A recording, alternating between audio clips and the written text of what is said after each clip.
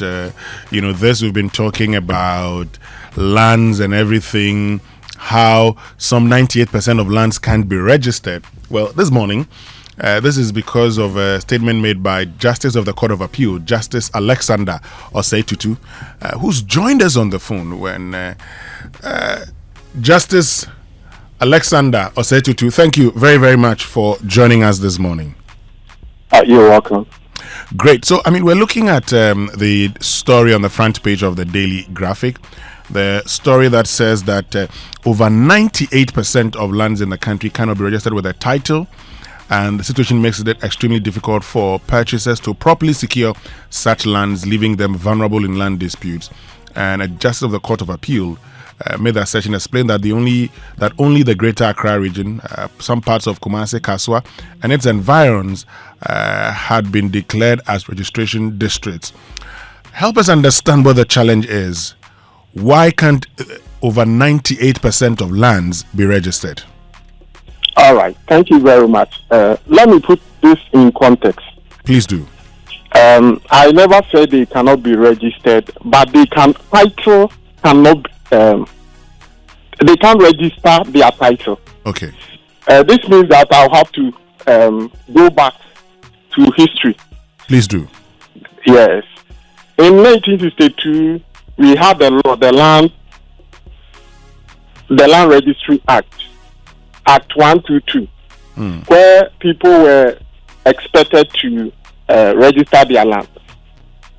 But what happened was that you register any document you have in relation to land. So it was more like document registration. The lawyers call it instrument. But that did not guarantee ownership of the land. Okay. So you can register your land, but if tomorrow there's an issue in respect of the land and it goes to court, it does not mean you are the owner. So also, if somebody wants to buy the land, the state cannot vouch that, because they have registered the land for the person, you can go ahead and buy the land because the title is good. So in 1986, PNDC Law 152 was enacted purposely to ensure that Ghanaians would be able to register their title. This time, they were shifting from registration of mere documents in respect of land to title, so that once they register you, then the state would have guaranteed that you are the true owner of the land. Okay. And what the law said was that it was for the Minister of Land to create registration districts, so that any place they designate as a registration district, then title could be registered. And until a place is registered as a registration district, it will continue to register the deed, the old one, which the state did not guarantee the title. Okay. All right. So from 86, the minister has been able to declare the whole of the Greater Accra region as a registration district. Okay. And some parts of Kumasi and also Kaswa. So these are the three areas that are registered. And if you look at the size of the land, Ghana has land size of about 238,000, a little about 238,000. And the Greater Accra region is about 3,400. Yes. Which constitutes just 1.4% of Ghana's land size. So if you put the part of Kumasi, even the whole Ashanti region is 24,000 square kilometers. So if you put the part of Kumasi and Kaswa that have been declared as registration district together, you not even get 1% of the total land size of Ghana. So these are the three areas. So you put them together, you get about 1.55% of Ghana's land size. Okay. So apart from these three areas, all other parts of the country, if you want to register your title, you cannot do it. You can only register your documents, which the state says it cannot guarantee your title. I don't know whether. So help us understand, when you say the state cannot guarantee your title. Title simply means ownership. Okay, so the state cannot guarantee your ownership if you don't have a title. That the documents you are holding are genuine. Okay, however, the state cannot guarantee ownership but of the land. But with the registration district, before the state issues the land title certificate to you, there are certain things it will do, like ensuring that the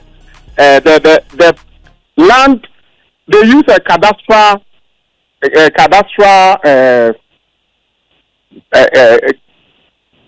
terms of survey, they will use a cadastral which is more accurate as compared to the old system where anybody can just pick a document and say I'm coming to register. And if you go to the villages, they will just use, let's say, trees and streams. That my land starts from this Odun tree to that. So at the end of the day, you see that the land is not accurately described. So if you go, the state will register for you, all right. But if somebody wants to buy the land and wants to find out whether you are the true owner, the state says no. You just brought your papers and we register for you. But we cannot tell whether you are the true owner or not. Or if there should be a litigation and it goes to court, the mere fact that you've registered the land does not mean that you are the owner. So in effect, the land commission only becomes as a registration entity where they just register people's land for them. But with the title registration, before they register, it will go through a lot of processes.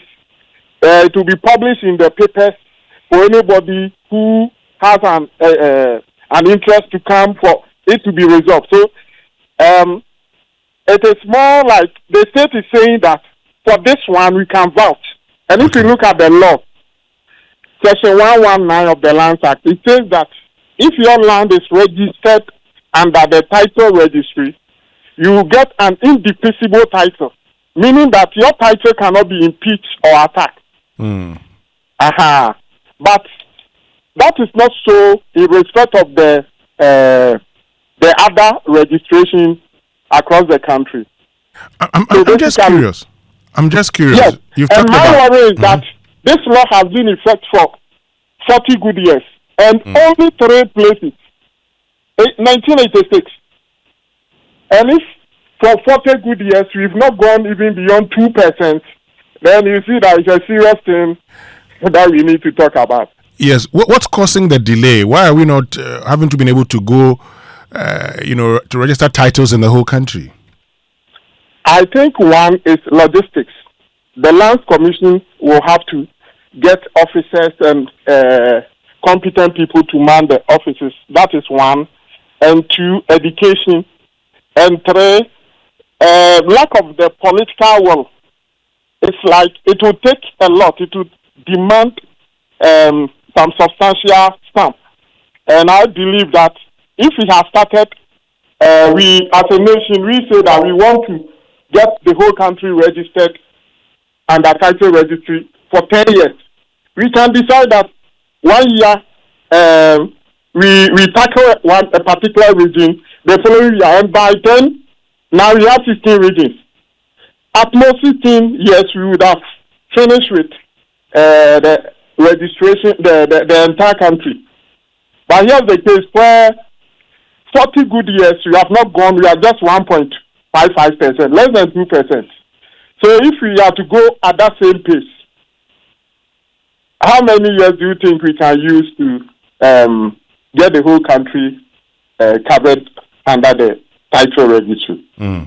And this, you say, affects even owners of these lands in land disputes?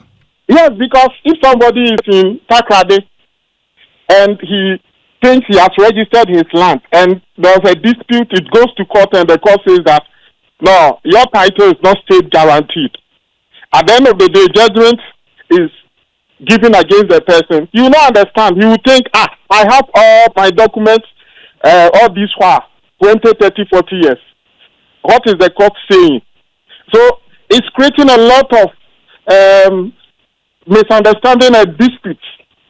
And I think it's about time we talk about them and resolve them so that the litigation, you know that in this country, about 60 to 70% of the civil cases are land cases. Yeah. So if we attend to them and resolve them, I believe it will drastically reduce the litigations in our courtrooms. Let me just get this clarification. I mean, as a justice of the Court of Appeal, your understanding is that if we were to do this, it would actually help deal with a lot of the land disputes? Exactly so.